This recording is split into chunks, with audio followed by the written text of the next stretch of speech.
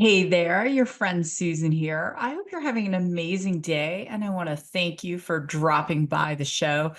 It's interesting. I've been doing this show for several years and hundreds of interviews, including everyone from Jesse Itzler, who's famous for Living with a Seal, who was David Goggins, to Glenn Stearns, the first undercover billionaire on Discovery.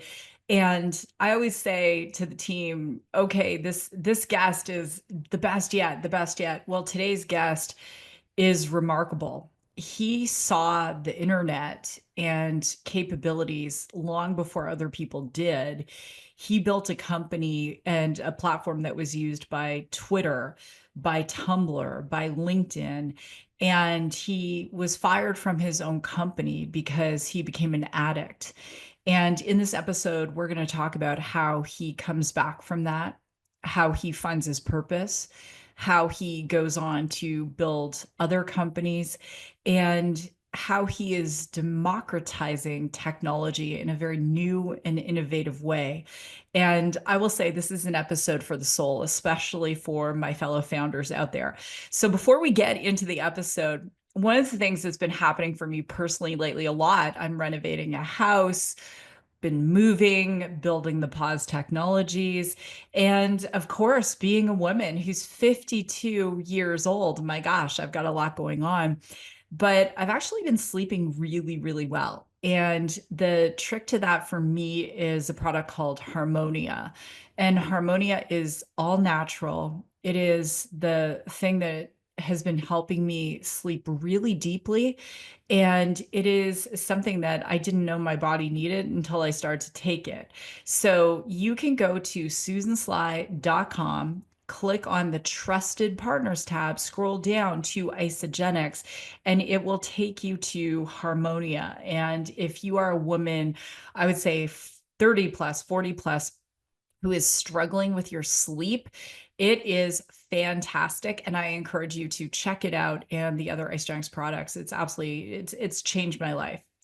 And the next thing I'll say is for those of you following along in the adventures of building the pause, that company is absolutely crazy and beautiful. We've been getting a ton of tremendous feedback, and the way that we're building software is very iterative. So we have a private Facebook group called Pivot with the Pause. So if you are a woman 30 plus, you are welcome to join. We're talking about everything from pivoting careers to relationships to health. And that is where we have the opportunity for people who want to get on an early beta version of our app, and it is paid. It's only $3.99 a month or $29.99 for the year. You lock it in to be able to vote on features, to give us feedback, and literally to share a story. We had a poll in there. What is the number one feature you wanted? And overwhelmingly, it was meditation. So our team, within 2 weeks, put meditations in the app, and the number one meditation in there is the sleep meditation, which was recorded by yours truly. So anyway, it is fantastic. Check it out. There's so much engagement happening. And I would just encourage you, go onto Facebook, Pivot in the Pause, join the Facebook group. It's absolutely free. So today's episode, I get to interview David Young. And David is an OG founder. He created Node.js. If you're techie and geeky, you know exactly what that was. And that company, Joyent, sold for $170 million to Samsung.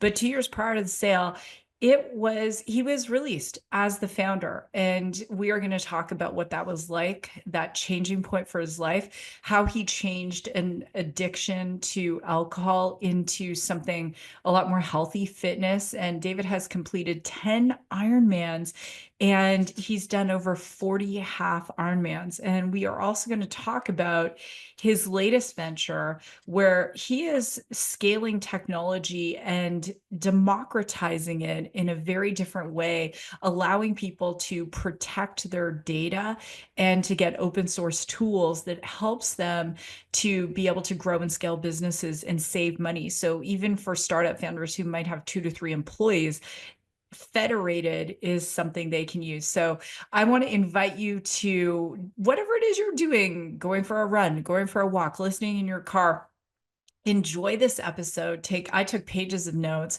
And most importantly, if this episode is helpful, leave a 5-star review. I do this podcast with so much love for all of you because I know how tough it is to start and scale businesses. And I read every single one of your comments. So with that, I invite you to join into my conversation on Raw and Real Entrepreneurship with the founder and CEO of Federated, Mr. David Young. This is Raw and Real Entrepreneurship, the show that brings the no-nonsense truth of what is required to start, grow, and scale your business. I am your host, Susan Sly. Well, what is up, Raw and Real Entrepreneurs, wherever you are in the world today? I hope you're having an amazing day. And, when we see a show guest application come through, it's not very often that I get so excited that I want the person's autograph. And on the show, I have interviewed some incredible people: Glenn Stearns, the first undercover billionaire; Jesse Itzler, living with a seal, you name it. But when this one came through, I said to our team, yes, yes, yes, because he is incredible. Ironman athlete, the OG of Node.js, which, if you don't know what that is, we'll get into it. And I think we could have kept talking before we actually did the show. But David, I'm just so deeply honored to have you on Raw and Real Entrepreneurship. Oh, well, thank you, Susan. It's great to be here. And I don't know how we connected, but I'm glad we're going to have this great conversation. Well, David, we have a running poll, and you'll appreciate this as a technologist. Are entrepreneurs born or are they made? And so one of the questions I ask everyone is, what was your first business that you ever had? Yeah, that's a good question because actually I never wanted to be an entrepreneur. I wanted to be an academic. And I grew up in a family. My father was a Lutheran pastor, so it was very bookish. We sort of did a lot of reading. We talked about big ideas. He encouraged that. I loved to read. I always read. And so when I went off to college, I did a degree in ancient Greek. So, I had no intention of being in technology or being in business. And as I came out of college, it's funny, I was applying to PhD programs with every intention that I was going to go on, get a PhD in classics, teach ancient Greek, study poets like Pindar, which was an ancient Greek poet that I studied a lot of. But I had this very interesting conversation. Two things happened, which is I had a great conversation with the head of the department at the University of Chicago. And he said, I get this sense that you wouldn't be very successful as an academic. And I had great grades, I had great recommendations. So I was a little bit taken back. But I listened to him, and I talked to my dad and some others, and I listened to him. And then something came in from New York, and they said, we have this program at Solomon Brothers where we look for folks that have done a lot of liberal arts to sort of bring them in. It was sort of, I guess, an early version of diversity where they wanted not just quants and math people, but they wanted people like me, that loved poetry and things like that. So literally the first real professional job I had was on Wall Street. But when I got there, it was a real eye opener for me. And that professor at University of Chicago was right in his intuition. I just, it was a mind explosion where, the sort of combination of business and technology, you could just do anything and everything. So I didn't have my own business, but I quickly sort of gravitated and started working on things. And that's when the web came out. Literally, as you can see, I'm a little bit old from the white hair, but I saw the web and I was like, well, this is going to change everything. And so I really started to, some of the early projects that I did were, how can we invest in the web? And I went to my management. I sort of convinced them, we need to figure out how to invest in this and really get behind it. And that's what I did. And so in some ways, even though I was working for someone else, I was building these small little businesses, within, this big financial behemoth, trying to figure out ways that we could apply this technology. And I guess, in some ways, the rest is history.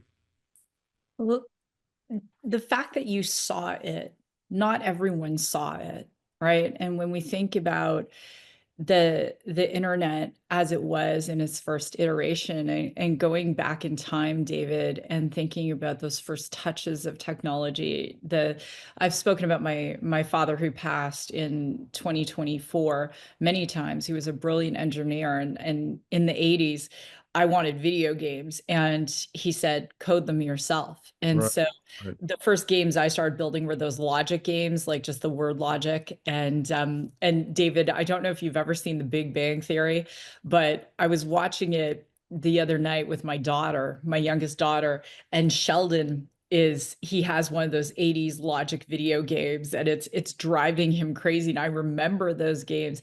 What was your first touch with technology? Because again, not everyone saw the internet.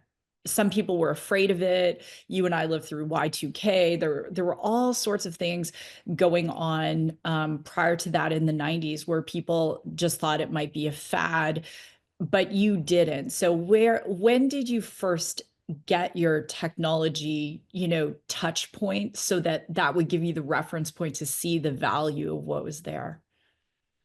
Yeah, I mean, when I was growing up, we had a trash 80 computer, and we did those sorts of things like you're mentioning, where my brothers and I, we would code little games and sort of, trade cassette tapes with each other. But I really didn't care about that stuff.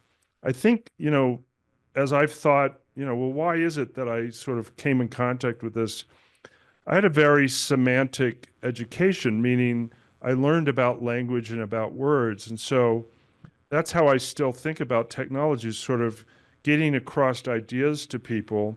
And when I saw the web, I just said, well, this is an entirely different way of publishing, and it's going to democratize the ability for people to express ideas. And no one's in charge. I think there was a certain libertarian, maybe, or sort of, I don't want to have to color within the lines approach, that when I saw the web and it's like, well, I just need a text editor and I can write HTML.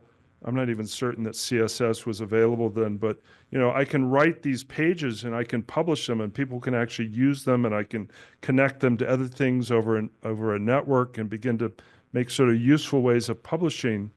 That was very, very valuable to me. And I think that's sort of the thread that goes through my career in technology, is democratization, sort of the democratization and the ability for people to express their ideas, without sort of needing to go to a central source and get permission.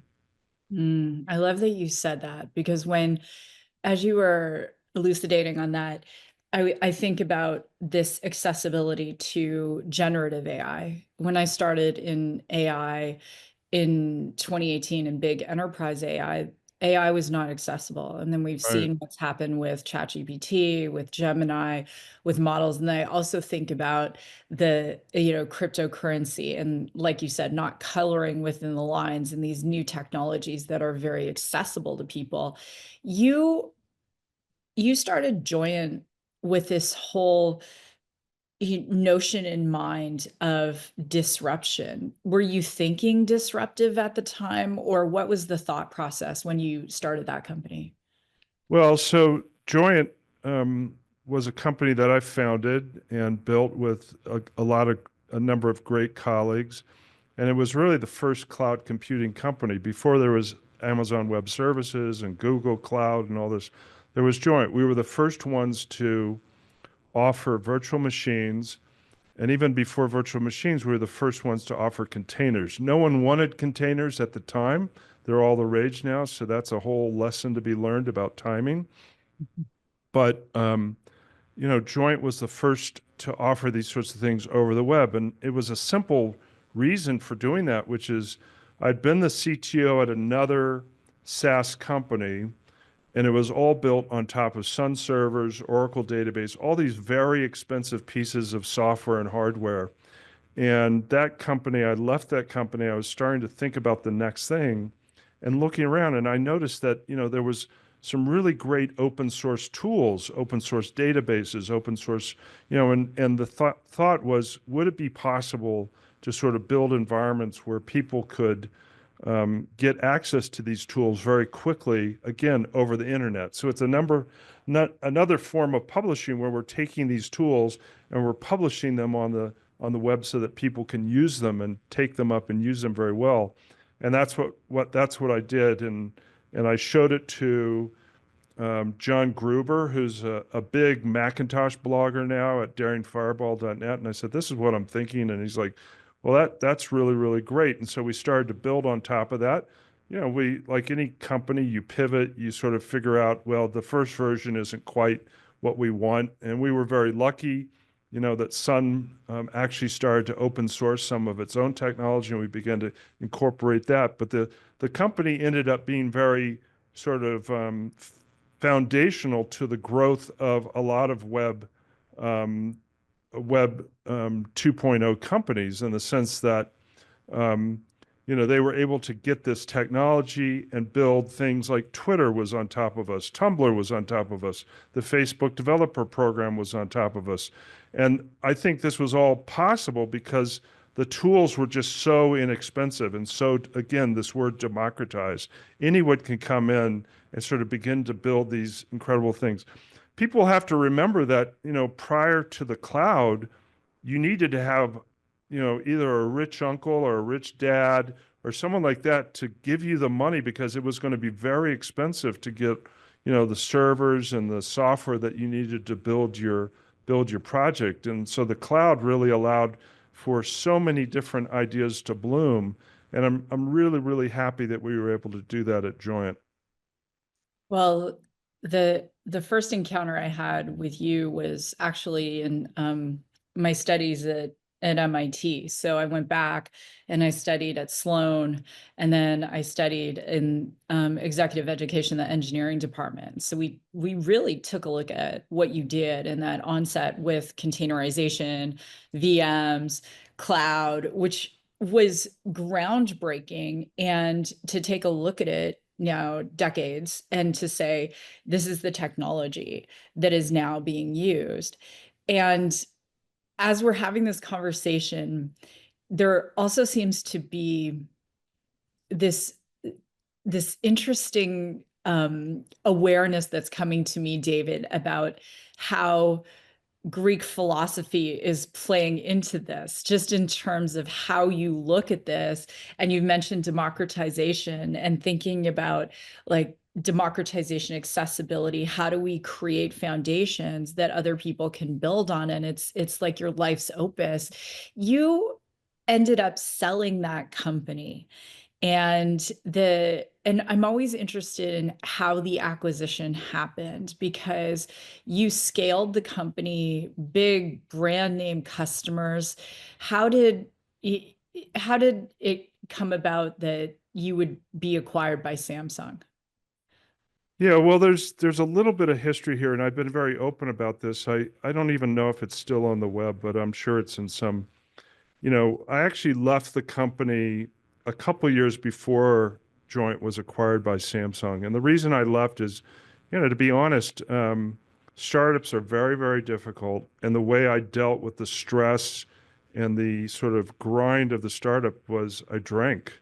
Mm. And, the drinking caught up with me. And, it really destroyed for a bit of time, my ability to really engage with the company. And so, I'm not ashamed to say it. It was a shameful thing, but I got fired from my own startup. Now, I still had a big ownership stake in the company. I wanted the company to succeed. And thankfully, we had the right people in place to sort of, find the deal. And that's something that I did. I brought a lot of great people in that continued to build on this vision. But those are the folks that sort of made the deal with Samsung, and it made a lot of sense because by this time, the big superscalers, what we now call the big superscalers, Google and Amazon, were really sort of making it difficult for us. And our business sort of strategy was to go to telcos like Telefonica, Singtel, and others, and sort of give them clouds And so Samsung was one of those. And today, if you're using a Samsung device, you're on a Joyent cloud of some sort. That's where, all their mobile devices, put their storage and their other services. So it was a very fortunate outcome. As you and I were talking before we started this recorded conversation, startups are really, really tough. And there's a certain amount that you can control and that you can control the outcome, and a certain amount that is frankly just down to dumb luck. And I always, remember people like Bill Gates talking in this way that, at a certain point, the odds are stacked against us as startup founders, and we just have to work as hard as possible. Thankfully, I got myself cleaned up, and I've been sober for 13 years, and I'm very happy for that. Very proud of the work that I've been able to do there. But you know, we do our best, and it's a very hard thing to do. The funny thing is, post Joyent, I thought, well, I'm done with startups. This is just way too much for me. And I actually put in my application to a few places, and I'm kind of proud of this now. At the time, it was a little depressing, but they said, you'll never fit within a big corporate environment. You have to be in a place where you need to be able to create. And that's in fact, once you catch this bug, as you know, Susan, once you catch this bug where sort of anything is possible, we write stories, and our pen is the ones and the zeros of the technology, but we write stories for customers.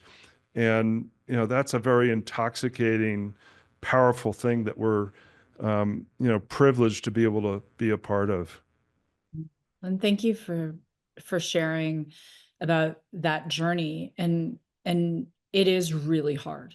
It is really hard. There have been I lost my back teeth. I won't show you my teeth, David, but from grinding, they Yeah. literally fell out.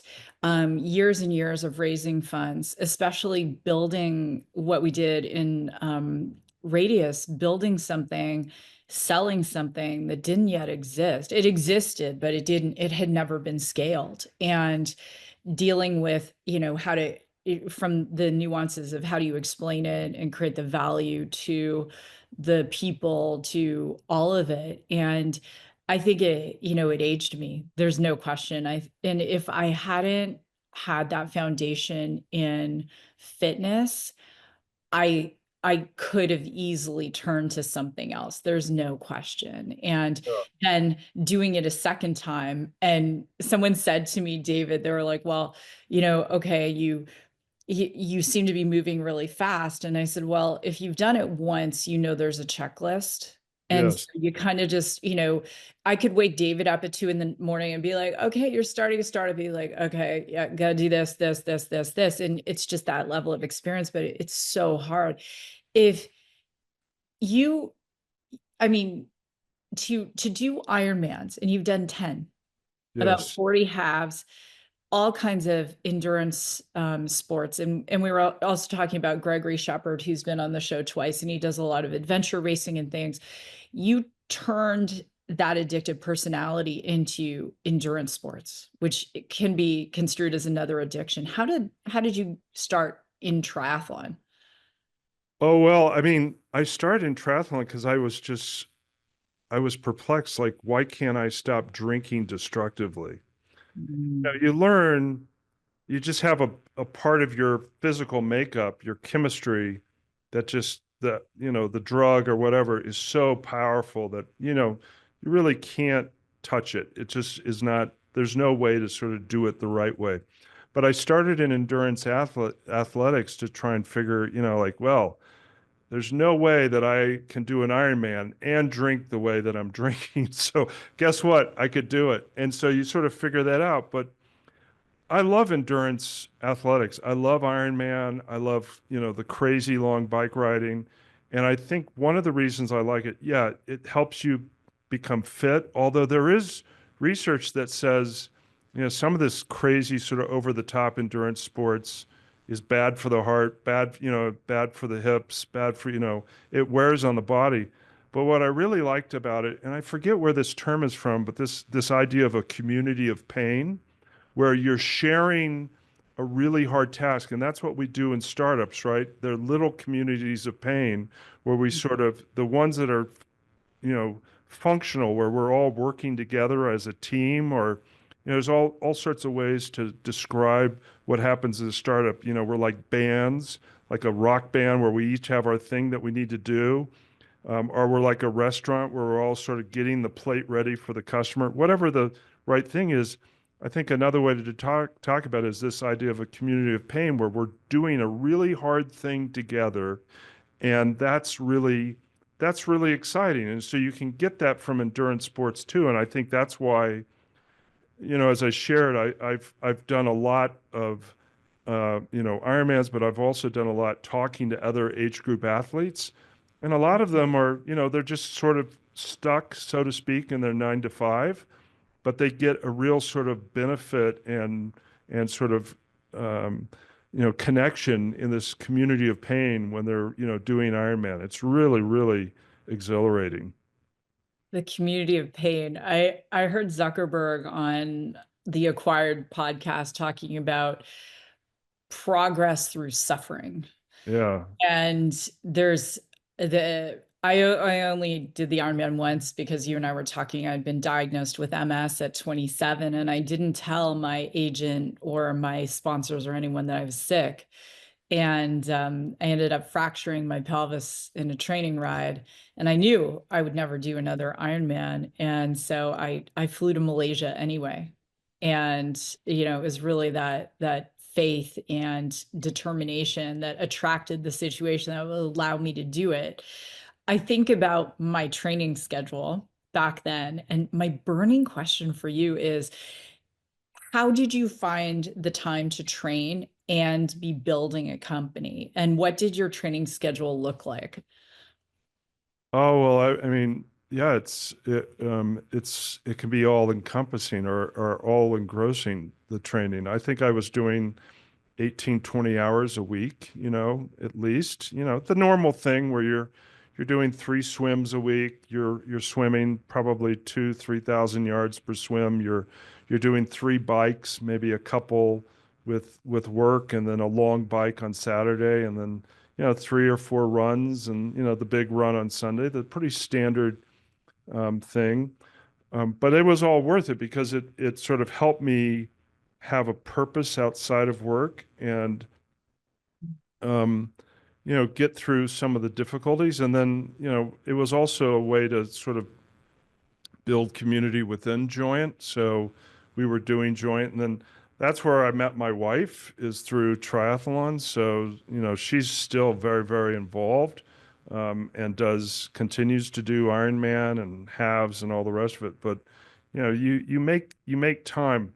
These days, as I mentioned, it is hard on the hips and sort of the joints and the rest of it. I've had to have some reconstructive surgery, so I'm not doing it as much, but I get out and I get on the gravel bike or something like that, and there's a sort of endorphin high that you can get from these things that you always feel better. You always feel better after you've done it. Maybe, you know, and the fact of the matter is, in a startup, you're never done. Even you're only done maybe when you get acquired, and then, or I don't know, you're really never done. So we can be very, I can be very sort of damaging to myself, sort of thinking, well, I should go do this, or I would benefit from doing, a ride or a run or a walk or whatever. But geez, I have to get this done or that done, and it just is never ending. And I have found through experience that if I do take the time to sort of do a little, what we call today self-care, um, I do benefit, and my work is better. I sleep better. I restore better. Everything sort of works out better. That's been my experience. Well, and when you're not training for something where you haven't entered and you have the email that says, okay, David, you're doing we Right. talked about the Tempe half or whatever it is. So it's that mind over matter, right? So I'm choosing to whatever. One of the things I did even yesterday, there's a a gal who's an LP at a fund that we've pitched for our seed round. And she was like, "Do you want to meet up?" I said, "Do you hike?" And she's like, "Yeah, I love to hike." So we went for almost a 2-hour hike and meeting. And so I'll try to do that as much as possible as well, because I find for me, having been an endurance athlete, if I don't move my body, then I don't perform at my best. Right, Right. right, exactly. So go ahead. Yeah. Yeah, I mean, and there's always a reason not to do it, but like I said, whenever I do it, when I do it, and I try to be as regular as possible, I always feel better. Yeah, absolutely. I One of the questions I have for you, because a lot of um I mentioned Zuckerberg, and now he's posting all these adventure-y kind of things he's doing. And a lot of founders, they either do sports or they play music or something. And I wrote this down: a purpose outside of work. Would Mm. you speak to the founder listening right now who doesn't have a purpose outside of work? What do you want to say to them?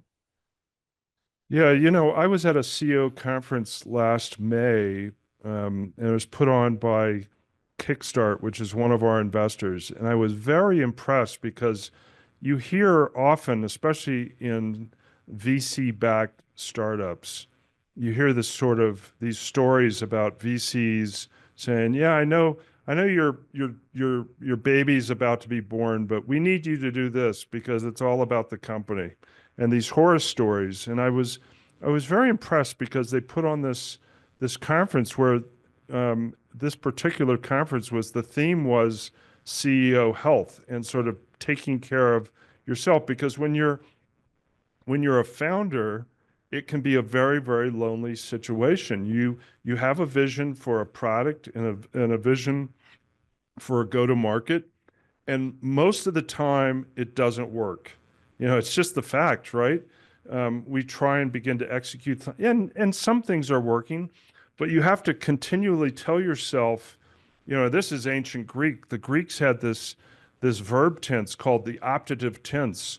And we know the optative tense in English because that's when our VC calls up and says, "How are things going?" And you say, "Oh, they're great. We just sold this and we just sold that." And maybe you didn't exactly sell it, but you know it's going to happen. You know it's going to happen. That's the optative tense. And the entrepreneur has to live in the optative tense. They have to sort of live in the sort of present of doing the work that they need to do. And in the future, the near future, where what they're trying to bring to life is going to happen. And they have to be in that position. And that's a very exhausting, sort of psychologically very difficult. It's almost psychopathic in some ways. It's almost like the psychopath, but we're not, we're good psychopaths because we're building these very interesting products and bringing these companies to life, but it can be very, very taxing. And so if you can find something, I was listening to someone, the CEO of Palantir, name doesn't come, Karp. Sorry, I don't remember his first name, but he shoots guns. He's a sharpshooter. That has nothing to do with Palantir per se, but if you can sort of get out of something and be excellent at something else, whether it's it can be sports, it can be ham radio, it can be all sorts of things. It really does give you an opportunity. It can be your family, by the way. For goodness sakes, let's not forget our spouses and our family and the people, our friends. That is really restorative because it gives us a chance to stop performing, as actors. I don't know if this is making sense, but this is what I've learned for myself. And if I just stay on stage and I'm performing, after a while, you know, I just I'm not as effective, and it sort of spins up to a point of diminishing return. Absolutely. And it's exhausting. And that I love how you talked about the performing, because that piece of one of the things I've said, to my husband is sometimes I feel like the doll, and you wind her up in the back and then she goes, right? And she's on the stage and she's doing all the, raising the money and in the dev meetings and, doing it all. And that, and this is David, even, for me, as we're doing the interview, is for me, I will throw myself in academia, which I'm not in right now, because I said, okay, I've been doing that for years. So I'm stepping out of academia, building this company, but I don't have something that, like training for an Ironman or something, that I'm doing other than just working out. And I think what I wrote down that you said is, get out of something excellent and be doing something else that's excellent, like just to give that perspective, which is huge. I You mean, know, we can sort of get lost in our startups. And I had a triathlon coach, Chris Hout, um, and he was a great coach. And what he taught me is that, and this is in triathlon, just try to do one little thing better today than you did tomorrow. And if you do that as a practice, and it was hard to do in the startup, believe it or not, because the startup is so all encompassing and there's so many things to do. But in endurance sports, it's like, well, I can do that. I can do one little thing better, and that comes back into my practice in the startup as far as, what's the next right thing that I need to do, something along those lines. So it's very beneficial. And at the end of the day, I try and have this attitude, even if my startup blows up, well, that happens. In fact, most of the time that happens. But did I sort of do my best? Did we all work? Were we trying to attack a big problem? And the rest of it, as I've already mentioned, is sort of up to chance and up to good timing and things that aren't in my control. So this outside effort, whether it's endurance sports or something else, is a really good training for that sort of attitude. That's what I've found. mm, the luck and the chance. I think there are some ways to increase your odds. I Sure, think of sure. it, right? Hunger Games, may the odds be forever in your favor, and increasing the luck and the chance, because I'm looking at what you're doing with Federated, which is so stinking cool, and thinking about, as I've been researching you, preparing for the show, I feel like this particular startup is this culmination of, I'm not even going to say David Young 2.0. I'm going to say like David Young 8.0, and bringing in everything you've done to date and the democratization and scaling. So let's talk about Federated. When did you get the idea for this, and how did you get it started? Well, the idea came because I began to sort of notice that a lot of the big platforms like Google and Windows, Microsoft, and even Apple were beginning to use our data for advertising and training AI. And this bothered me. Why did it bother me? Well, first of all, it's not their data. And I think the courts are going to have lots to say about that in the future. A lot of these AI companies train on other people's data, and we'll see what happens with that. But it just fundamentally seemed to me to be unfair. And then that sort of also coincided with a lot of different viewpoints. And this is not a political statement, it's just a statement of human expression were being deplatformed because they weren't the right viewpoint. And I felt that that was something that was not appropriate. And so I sort of made it a personal mission to it's sometimes called a de-Google. I was going to get off these platforms as much as possible. And as I began to look around, and sort of reacquaint myself, not now with sort of open source on the server, but what could be done with open source on the client, on the desktop, business software that people could use. I became very, very impressed with what was available. The missing piece was, and it's always the case, is there was no product. There was no sort of company that was bringing all these things together so that it was easy for my mother or, someone who was not technical at all to be able to adopt these things and get the same freedom from surveillance, digital deplatforming, sort of digital sovereignty that I wanted for myself. And that's really the fundamental mission of Federated Computer, is to help people in their business today. Someday maybe for everybody, but in their business today to be able to sort of apply an open source, a freedom-based makeover to their business. And so we replace all the big companies, whether you're using MailChimp, we're on Zoom, we have open source alternatives to all these things so that people get this privacy. But it turns out that when you give people great open source tools, a knock-on effect is they get an amazing price. So a typical Federated customer, and we have thousands of customers that we're providing service to around the globe.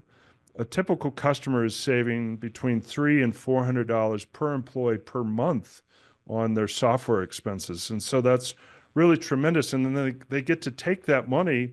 And as we were talking, when you're in a startup business or any business, we want to use our capital most effectively. So they can use that capital to hire another person, use it to advertise their business online, use it in ways that grows their business rather than grows some SaaS software company's bottom line, if that makes sense. It does. It makes perfect sense. And what is the average size of business that is a Federated customer? Because I noticed you have a vast array. All right. Yeah, it's everything from like 2, 3 person startups to, we have doctors' offices, legal offices, we have media companies, we have, it's everybody. It's, the good news for Federated Computer is that, any business can use our software. They don't have to, and we have a very deep catalog of the different solutions that we can provide to people. So, it's just going to be one of those things where, it's interesting. In the early days of the cloud, I remember going to Visa and showing them what we'd built at Joyent and being told by the CTO of Visa, I will absolutely never use the cloud. And so, that's what happens with business is you just have to go out there, you got to evangelize, you have to have the right message, you got to get to the right decision makers. And that's really where we are in the growth of Federated right now.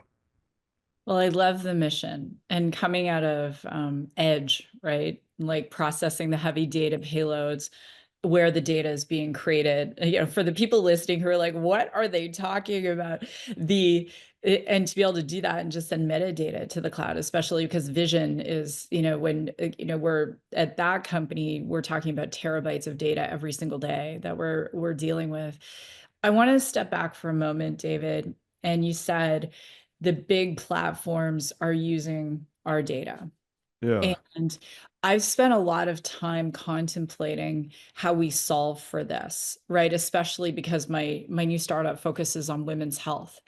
And for the listeners, David probably knows this, but for the listeners, almost 70% of women's health data comes from middle-aged white men. So we'll take a look at cardiology data as an example. The recommendations women get for cardiovascular health come from men, and it's because men volunteer for clinical studies, women don't tend to, and Interesting. women's hearts are different. So we're solving for perimenopause and menopause. And I won't say the name of which company it was because when it came out in the media, I was starting a new company. I had companies reaching out to me and offering me, non-dilutive funding and stuff like that. And they said, well, why don't you just buy the data? I said, because the data doesn't exist. And so we created the pause with the premise that one, we don't need to know a woman's name. We don't need to know the actual day she was born. We are going to anonymize the data on the way in so that we can, create a meaningful experience for her and create data that doesn't exist to help these women.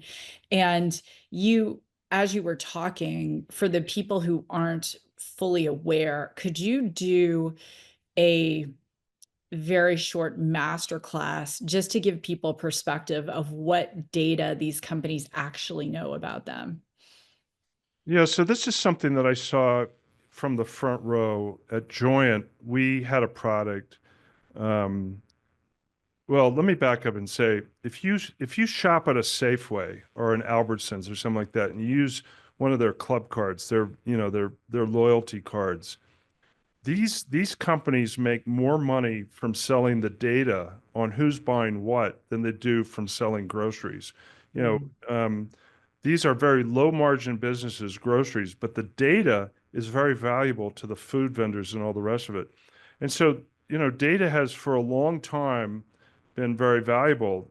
It was the same business model for the yellow pages and things like that. Not to get too far down in the weeds, but at Joyent, we had a partnership with Facebook, and I was shocked. I was just floored by the amount of data that people would give to Facebook, and they still give.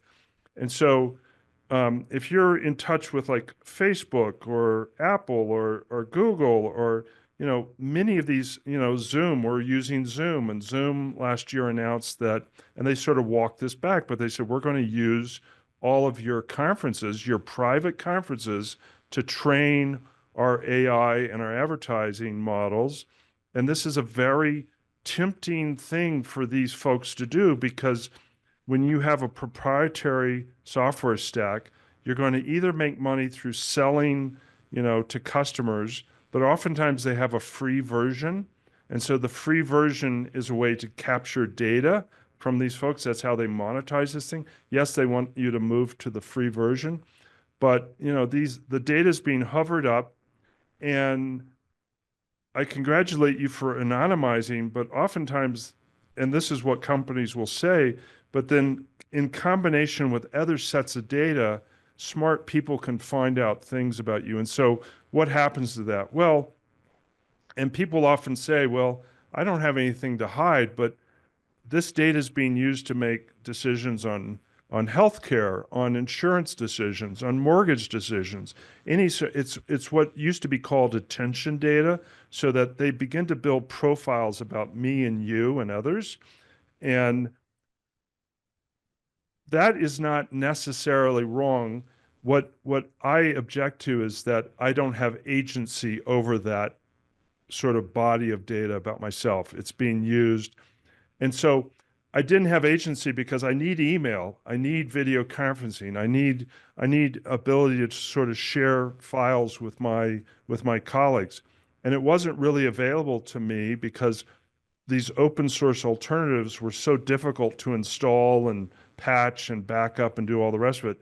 That's the mission of Federated, is to give people an open source alternative to these sort of big platforms so that they can, if they choose, they can come and say, well, I want email and I want, office productivity and I want CRM and I want video conferencing, all the different types of software that we want as SaaS software. I can get it from Federated Computer, and my data is not going to be used to sort of do these other things. yeah.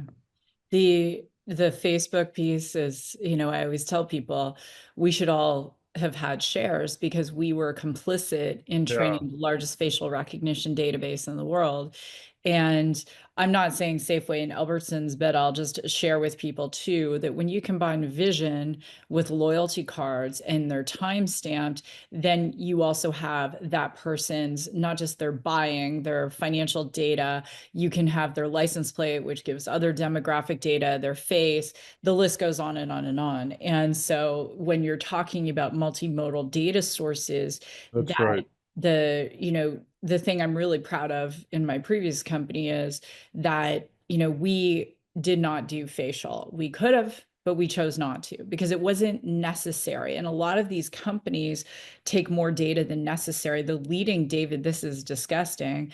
The leading period tracking app, they ask things that are not related to periods at all. Right. Right. And young girls are using this app and there's no reason they need that data. And I think everyone needs to think about, if you're going to, data is a currency. If you're trading your data for something, then the question is, what value is it to you, right? And we all start to think about that. Yeah, not to sound like a grumpy old guy, but I think Steve Jobs was sort of right.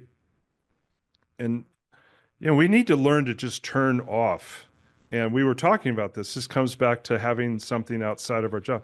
We need to learn to turn off and not be doom scrolling all the time. We need to sort of pick up a book. We need to go out into nature. There's nothing better than, getting up in the mountains or swimming in the ocean.